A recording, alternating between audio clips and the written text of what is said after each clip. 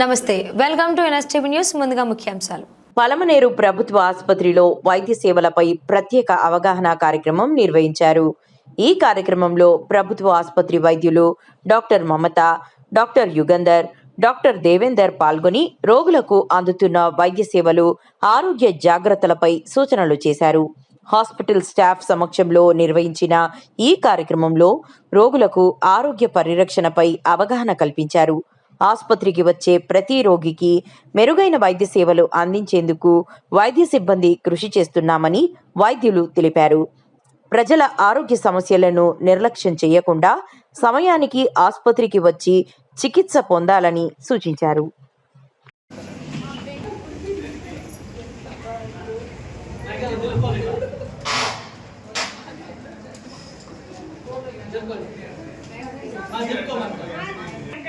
Non communicable diseases అంటే ఏదైతే అంటువ్యాధి కాదో ఆ వ్యాధులు ఏంటవి అంటే sugar, BP, kidney problem, cancer, ఇలాంటివి, మళ్ళీ డెంటల్ ప్రాబ్లము, ఇవన్నీ కూడా నాన్ కమ్యూనికబుల్ అంటే ఒకళ్ళ నుంచి ఒకళ్ళకి అంటుకునే వ్యాధి కాదు. కానీ వాటి వల్ల జీవితకాలము మనము బాధపడవలసి వస్తుంది.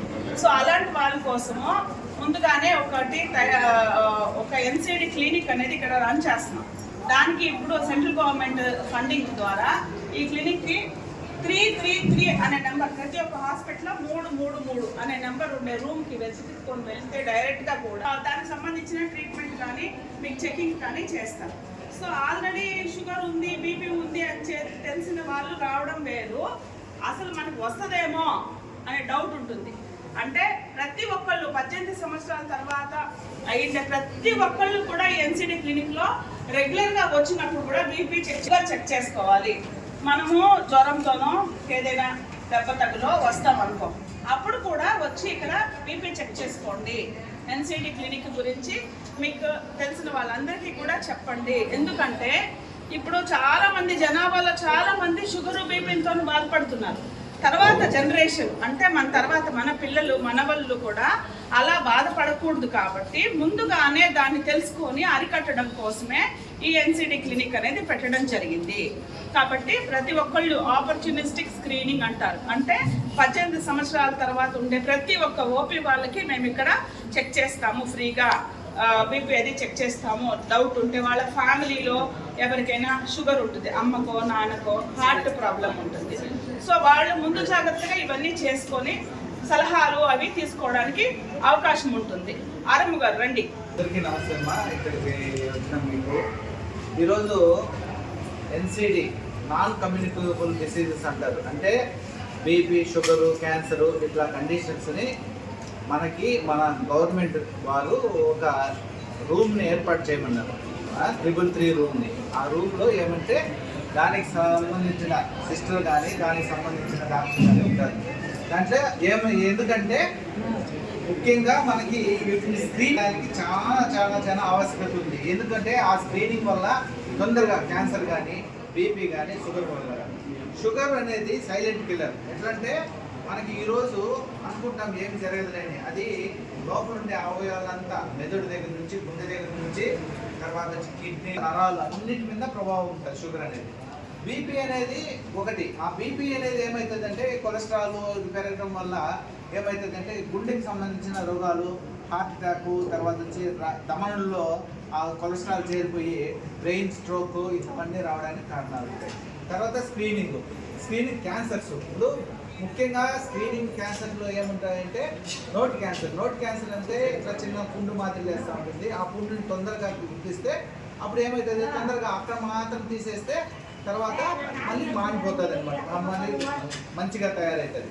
కాబట్టి ఇట్లాంటివి లేదనుకోండి, ముదిరిపోయింది అనుకోండి, మొత్తం ఈ దవడ తీసేయడము, వీటి నుంచి కండ తీసి మళ్ళీ దానికి రీకన్స్ట్రక్షన్ చేయడం ఇట్లా ఉంటాయి. ప్రాణానికే ప్రమాదం. ముందు దశలో మనం గుర్తించడం కోసము ఈ స్క్రీనింగ్ జరుగుతుంది. బ్రెస్ట్ క్యాన్సర్ అనేది మనకి 30 సంవత్సరాల తర్వాత ప్రతి ఒక్కరూ సెల్ఫ్ బ్రెస్ట్ పాల్పేషన్ అంటారు. అంటే మనం ఇలా చూసుకుంటే బ్రెస్ట్లో ఏమన్నా చిన్న చిన్న గడ్డలు ఉన్నాయి అనుకుంటే అప్పుడు వచ్చి గవర్నమెంట్ హాస్పిటల్కి వస్తే మనం స్క్రీనింగ్ చేస్తారు, దానికి స్కానింగ్ చేస్తారు. స్కానింగ్ చేసి మంచి గడ్డ చెడ్డ గడ్డ అని తెలుసుకున్న తర్వాత దానికి ట్రీట్మెంట్ తొందరగా ట్రీట్మెంట్ తీసుకుంటే మనకి ఇబ్బంది లేకుండా ఉంటుంది. అదేమవుతుందంటే లోపల బ్రెస్ట్ క్యాన్సర్ మనకు తెలియకనే ఏదో చిన్న గడ్డ ఉంది అనుకొని లోపలికి ఏమవుతుందంటే ఈ ఎముకలు తర్వాత వచ్చి ఊపిరితిత్తులకి వెళ్ళిపోయి గుండెకి వెళ్ళిపోయి తొందరగా చనిపోవడానికి కూడా కారణాలు ఉంటాయి.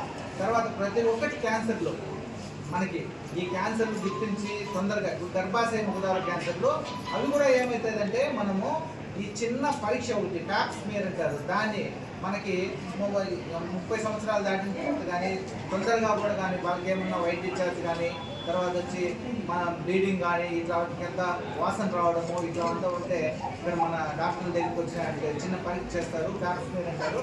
దానివల్ల క్యాన్సర్గా గుర్తించవచ్చు.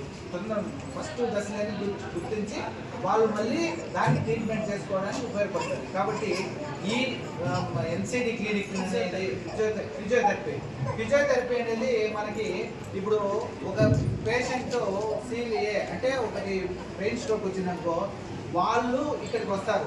ఇక్కడికి వచ్చిన తర్వాత వాళ్ళకి ఎట్లా మనం నడపల్లా, తర్వాత వచ్చి ఒక సర్జరీ చేసుకున్న తర్వాత ఎట్లా మనము వాళ్ళని మోటివేట్ చేసి వాళ్ళని ఎట్లా నడిపించాలా, తర్వాత వచ్చి ఈ రోగాలంతా వచ్చిన తర్వాత వాళ్ళకి ఎముకలు తర్వాత వచ్చి కండలు ఇట్లా అన్నింటికి వాళ్ళకి రీహాబిలిటేషన్ అంటారు, అట్లా అన్నీ కూడా చేస్తారు. ఇవన్నీ కలిపి మనము ఎన్సిడి క్లినిక్లో ఉంటాయి కాబట్టి మనం తప్పకుండా ఇక్కడికి వచ్చి గవర్నమెంట్ ఈ ప్రోగ్రామ్ని మనకి లాంచ్ చేసింది కాబట్టి మీరందరూ ఉపయోగించుకొని ముందుగా ఈ క్యాన్సర్లు కానీ ఈ ఎన్సిడి అంటే నాన్ కమ్యూనికేబుల్ గుర్తించి ఆరోగ్యాన్ని కాపాడుకుంటారని మనస్ఫూర్తిగా కోరుకుంటూ ముగిస్తున్నాను. Thank you.